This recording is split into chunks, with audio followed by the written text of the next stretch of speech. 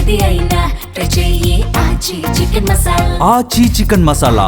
ఆఫ్ఘనిస్తాన్, పాకిస్తాన్ మధ్య బహిరంగ యుద్ధం అనివార్యమైనట్లే కనిపిస్తోంది. గత ఏడాది అక్టోబర్ నుంచి పరస్పరం కవ్వింపులకు దిగిన ఇరు దేశాలు గత రాత్రి నుంచి ఈ తెల్లవారుజాము వరకు భీకరంగా తలపడ్డాయి. ఆదివారం కాబూల్పై పాకిస్తాన్ ఎయిర్ ఫోర్స్ చేసిన దాడికి ప్రతీకారంగా తాలిబాన్లు సరిహద్దులు వెంట చేసిన దాడిలో 55 మందికి పైగా పాక్ సైనికులు మృతి చెందినట్లు తెలుస్తోంది. ప్రతీకారంగా ఆఫ్ఘన్పై పాక్ బాంబుల వర్షం కురిపించగా 100 మందికి పైగా తాలిబాన్లు హతమైనట్లు సమాచారం.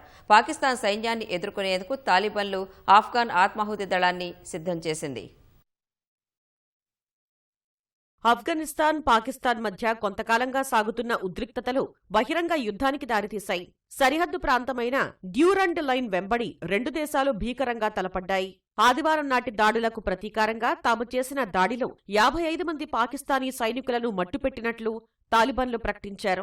వెంటనే అప్రమత్తమై తాము నిర్వహించిన ఆపరేషన్ గజిబ్ లిల్ హక్లో 133 మంది తాలిబాన్లను హతమార్చినట్లు పాక్ సైన్యం ప్రకటించింది. అయితే రెండు దేశాలు తమ వైపు జరిగిన నష్టాన్ని చాలా తక్కువ చేసి చూపాయి.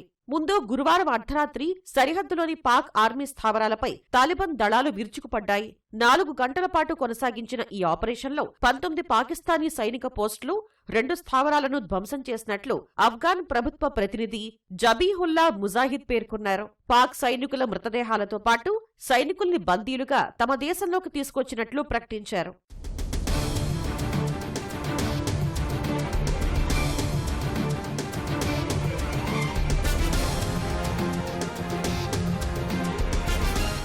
తాలిబాన్ల ప్రకటనను పాకిస్తాన్ సైన్యం తోసిపుచ్చింది. తమ వైపు 2 మృతి చెందారని, 3 గాయపడ్డారని తెలిపింది. ప్రతీకారంగా కాబూల్ సహా చిత్రాల్, ఖైబర్, ఖుర్రం మహమ్మద్, బజౌర్ సెక్టార్లో వైమానిక దాడులు చేసినట్లు పేర్కొంది. 133 మంది తాలిబాన్లను మట్టుపెట్టామని, 200 మందికి గాయాలయ్యాయని పాక్ ప్రధాని అధికార ప్రతినిధి ముషారఫ్ జైదీ తెలిపారు. 27 ఆఫ్ఘాన్ పోస్టుల్ని ధ్వంసం చేసి 9 పోస్టులను స్వాధీనం చేసుకున్నామన్నారు.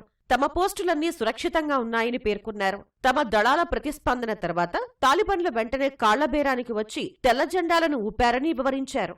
తాలిబాన్ ప్రభుత్వంతో బహిరంగ యుద్ధాన్ని ప్రకటిస్తున్నట్లు పాక్ రక్షణ మంత్రి ఖవాజా ఆసిఫ్ తెలిపారు. తమ సహనం పరిమితి దాటిందని, ఇప్పుడు మిగిలింది బహిరంగ యుద్ధమేనని పేర్కొన్నారు. బాహ్య శక్తుల ప్రతి దురాక్రమణను అణచివేయడానికి పాకిస్తాన్ భద్రతా దళాలు పూర్తిగా సమర్థులని ఆ దేశ ప్రధాని షహబాజ్ షరీఫ్ పేర్కొన్నారు. దేశ రక్షణ విషయంలో ఎలాంటి రాజీ ఉండదన్నారు.